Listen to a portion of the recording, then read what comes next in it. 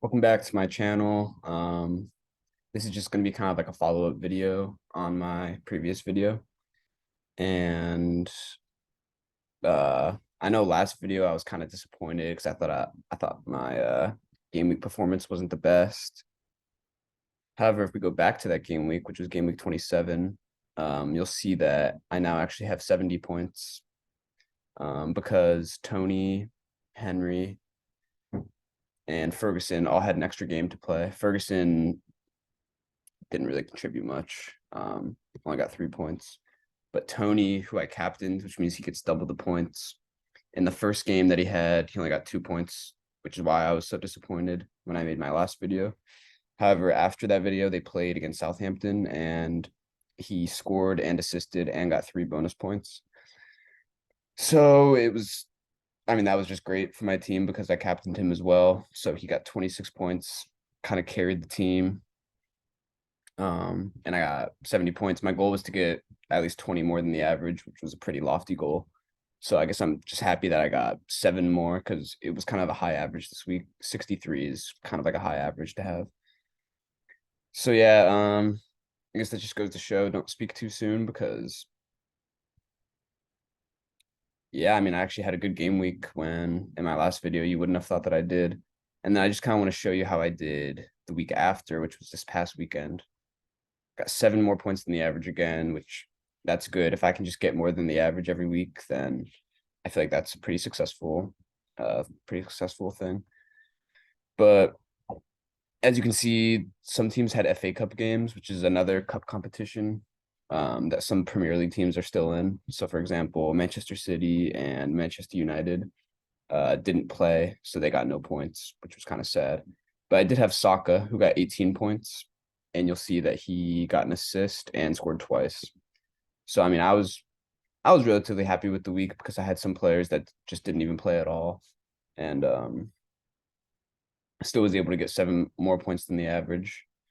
Um, so yeah, now I think I just wanted to show you guys. Now the Premier League is going on a 2 week break for international games. Players are now playing on like their countries and stuff. So it gives me some time to make some transfers. And I have 2 free transfers because you get 1 free transfer each week, and I didn't use mine last week. So you'll see if they're yellow, the names are yellow here, that means that they're injured in some way, and it says there's a 75% chance that he plays.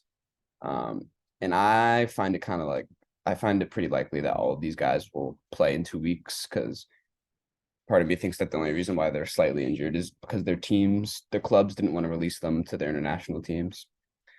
So I'm not really going to take them out yet. However, I am going to get rid of Ferguson because he hasn't really done anything since I brought him in. And then I think I also want to get another defender in. And so I'm going to get rid of actually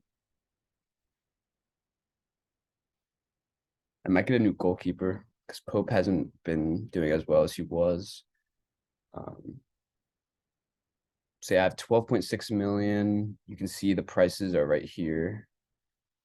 And then when I'm looking for who to select as a replacement, it's always really helpful to hit like this information tab, and then it just shows you like how many points they've gotten, and then their upcoming games as well. And then it shows you like the difficulty. So like Leeds is expected to be relatively easy for Arsenal, who Ramsdale's on, but Liverpool 4 is like the hardest. So since he's a goalie, that might not be the best game to get him in because Liverpool are likely to score against Arsenal. So for that reason alone, I'm probably just not going to take Ramsdale. Um, However, I do think that I want to take David Raya would be an interesting one.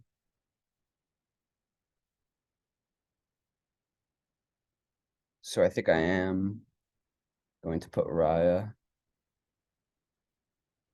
in as my keeper. And then as for my striker, I have 7.8 million. So you can actually put this down to like a max cost. So it's only showing me guys that I can afford. And it's hard with especially with like attackers this year, because honestly, a lot of your big point getters are in the midfield. Holland is really the only striker that, and Harry Kane but I can't afford Harry Kane.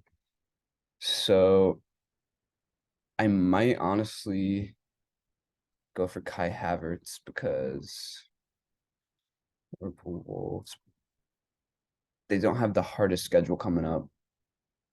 So I think I will go with Kai Havertz there. And just gonna make those transfers, confirm transfers. And yeah, so now that's my team in 2 weeks from now. When Dia has a double game week, so he plays twice, which is usually beneficial. However, Arsenal are so good this year, I don't really want to take any of them out. So yeah, I don't really think I'm going to change the team. I think I'm just going to keep Raya and Havertz in there because he also has 2 games and keep actually. I think I'm going to make Mohamed Salah captain because he always does good in big games. Might be kind of risky because they're both away, but yep, that is the end of the video. Just wanted to update you guys on how I did past 2 weeks and then just kind of show you what it's like to make some transfers on the game.